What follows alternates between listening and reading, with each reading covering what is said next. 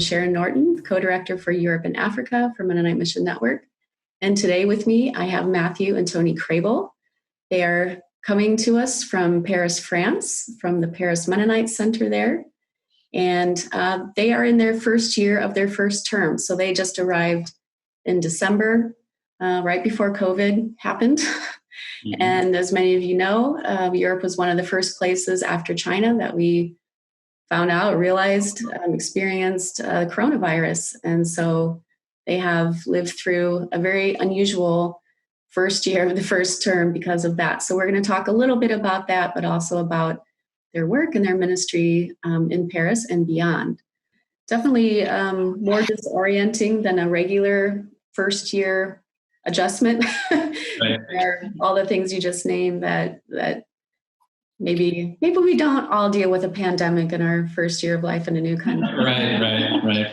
Deal with kind of a racial reckoning like it's happening now. I've been really touched by all the stories from around the world, and thinking also of Paris and Berlin and on, people saying, solidarity with Black Americans. And then, as you were touching on too, just the reality of kind of the African diaspora there in France. And I'd be interested if you could dive a little deeper into that and how you're experiencing the African diaspora there, how you're hoping, you did say a little bit, but could you just say a little? Sure. For the past 9 months, we've been learning about, as Matthew was saying, the complexity of France's history as an empire that once had an estimated 30 countries under its control, and the implication for how it relates to its immigrant communities today, especially African migrants. Mm-hmm.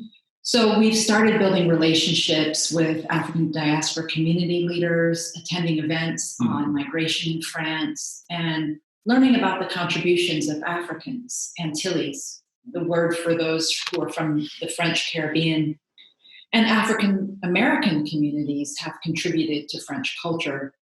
So one thing that Matthew said that I really liked was, instead of taking a tour of the Eiffel Tower or the Louvre, we've toured the Paris Noir.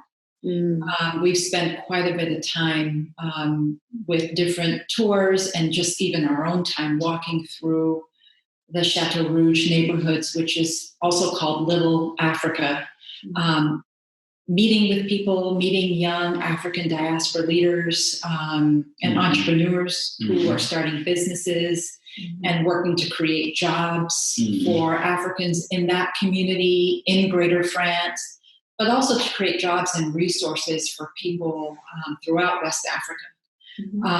So we've been deeply impressed in the ways that these young people particularly are contributing to French culture.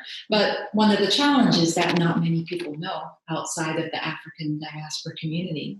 So this particular neighborhood, Little Africa, that I'm talking about is within a 5-minute walk from Sacré-Cœur, which is a church here in Paris that about over 11 million people visit that church every year. But they don't know. They walk through or around the African neighborhood to get to the church, right? So, and are completely unaware of this African neighborhood and its contribution to French culture and life. So those are some of the ways that we've been spending our time once confinement lifted in really working to get to know the African diaspora community and educating ourselves just by spending time in those communities. We're also learning, one thing that's been very interesting is learning about the connections between the African American community and France, particularly with Paris. Right. So we've spent time learning about what's called Harlem in Paris, which brought about a musical renaissance, and learning about how liberating it was for African Americans around the 20s, 30s, 40s, 50s. Yeah, World War II. Right, who decided to come to Paris and decided to live here just to experience a degree of freedom that wasn't possible for them in the U.S. during that same era. So in a sense, we've been taken back in time in order to learn about a previous era. And even though it's in the past, what we're realizing is that everything that we're discussing, what we're learning, what's in the news, the conversations that we're having with people are so relevant for what we are dealing with today. In America, here in Europe, and it's relevant for the church as well. And then in regard to African diaspora churches, we've been learning about them, even though many churches have been closed because of confinement. We've not done as much as we hope to do, but we've had the chance to learn a lot about these churches and visit some of the churches. And what we've learned is that there's a wave of migrants who came to France in the early 1980s, many from Ivory Coast, many from Congo. They came as students to attend universities. They came as diplomats. They came as workers. And for various different reasons, sometimes because of crisis or war or issues in their home country, they decided to stay in Paris. And part of that, many of them came as Christians. Part of that is they decided to start planting churches here. So this group, starting in the early 1980s, have planted over 400, it's estimated over 400 church plants here in the greater Paris area. Wow. And many of them were neo-Pentecostal, so many of those churches are neo-Pentecostal. They weren't necessarily welcome here in France, but they were planted and they continue to thrive. So through their ministries, there's been just an explosion of churches in urban areas and in the suburbs of Paris as well, gathering what people estimate to be over 10,000 people on Sunday mornings for church. So it's interesting because a lot of times what we hear about France is we hear about how secular France is. And the decline of the church. Right. The established churches anyway. Yeah, the established churches, Right, but we often don't hear the stories about these 10,000 people worshiping on Sundays in churches all throughout the greater Paris area. So it's been incredible to get a chance to visit some of these churches. We've been tremendously inspired by the churches, churches with 500 plus congregants at the same time. They offer multiple services on a Sunday morning, some services on Saturdays, gathering over 500 for each service. Services filled with young people in their 20s and 30s. Wow. Hard to find members who are above 50. It's just incredible. And would they be conducting services in various languages, or is it mostly in French? They're mostly in French. We imagine other churches would probably do it in multiple languages, but we both feel like we still have a lot to learn because we've only been able to visit a handful of these churches. So there's a lot more to learn in exploring these churches. But 5 down, 395 to go, something like that. Right, exactly. That sounds about right. That sounds about right. So there's just a lot of hope in what we're seeing in these churches. These young people, they're leading worship. They are running the television ministries. These ministries have global reach. So it's been very exciting to get a chance to be a part of these churches, and we're looking forward to in the future being more engaged in what these ministries are doing, getting more involved with the churches, getting to know people, getting to know the leaders, looking for opportunities that, where we can learn from the churches, and if there are ways that we could be of service to them. One of the many ways that we hope that we can help to serve some of these communities is through theological education. Many of these leaders have studied at theological schools like Vossersen and Nogent, and those are schools where, for example, Neil and Jamie Blau have taught for many years, and places where we hope that in time that we will be able to partner with those theology schools as well. So we hope that one part of our work may be helping to develop theological resources that can help these ministries in their global missionary work. So those have been some of the highlights for us in just being at the beginning and early phases of getting to know the history of African diaspora communities, their impact on France, their impact here in the greater Paris area, and particularly their impact on the spread of the faith here in the Paris area and in France. Right. Awesome. Yeah. So you've mentioned several things that give you hope and inspiration, like the verse from Jeremiah, and seeing these young leaders in the African immigrant churches. Is there anything else kind of in closing here that you'd like to talk about as far as what gives you hope and inspiration? Well, I think she mentioned a lot of the people. I think the whole notion that you hear different sort of dramas unfolding, that's the one that you hear about is the decline of the church. But what's actually kind of invisible, or at least invisible to maybe the white world or to the established church world. Obviously, Africans are not invisible to themselves. They're quite aware of what they're doing. But there's a big disconnect between those two different realities that are unfolding. I would say, in terms of hope, one of the things I've been reading a book that came out not too long ago by N.T. Wright called God in the Pandemic. And I just found it really helpful in reframing our own hopes and desires and frustrations and laments in the biblical text. So I just, for anyone who's looking for something to read, I know there's tons of stuff out there, but it's a great text. The other image that comes to mind that I've been kind of dwelling on, that sort of has to do with hope, but it's more just sort of about the strange period that we're in is Nelson Krabill wrote a reflection recently about the tabernacle. And the thing that I've been thinking about a little bit based on what he wrote is that, you sort of have this, the Israelites are enslaved and oppressed in Egypt, and then they finally get this liberation, and then they're in the wilderness, and they don't know whether it's going to be 1 week or whether it's going to be 40 years, and it turns out it's the latter. And they don't really know that.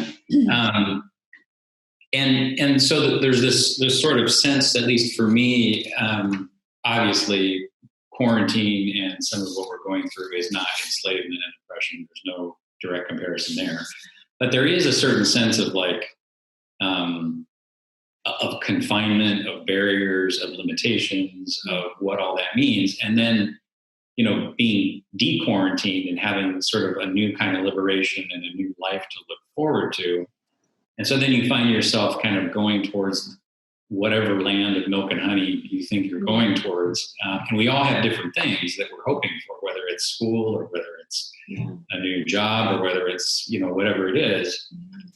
And then, God decides to do the whole tabernacle thing, which is that the cloud is there, and you can't move unless the cloud moves. And so then you end up sort of having to wait, by day and by night, for God to reveal what comes next. And so I kind of feel like this next phase for me, at least it's helpful to think about that, because it really is a lot more about leaning on where the cloud is moving each day, or maybe the cloud doesn't move for the next 10 days. And what I'm called to is to be patient, to trust God, to lament to God when I'm frustrated, to ask for discernment when it comes to what's the next step to take. So I've found some solace and some hope in that, because I don't know whether we're in a place where it's going to continue for 2 weeks, or we're going to be having the same conversation in 2021 at the same moment. And so the wilderness is a real thing. Yeah. And it also has me thinking, just along the lines, the last thing I'll say is that disruption is just, in disorientation, is just a part of life. And I think that particularly in Europe, I'm going to make a generalization, but particularly in Europe and in America and in Canada, we've kind of been under the illusion for a long time that that's not the case. When something happens that disorients or disrupts life, it comes as a shock because we're so used to what we consider stable structures and institutions and so forth. And I think this is a real opportunity to sort of reframe that and say, no, that's a pretty elusive thing that most of the world doesn't have the privilege of living that kind of way. So those are just some thoughts on. One of the things we talked about was even the process of learning how to communicate in new ways, how to communicate through Zoom, how to communicate through WhatsApp and other programs. And one of the things that, brought to my attention is that people, particularly on the continent of Africa, have been used to communicating in these kinds of ways for a very long time. Yeah. Like Zoom is new for a lot of people in terms of work life, right? But at our Congolese Mennonite Church in Pasadena, we, one of the young adult women who was in her 20s got married by Zoom several years ago, and she got married in her living room, and we zoomed to the village where her husband was, and we had the whole ceremony. This was 5 years ago. So some of these new realities are really old realities for a lot of people.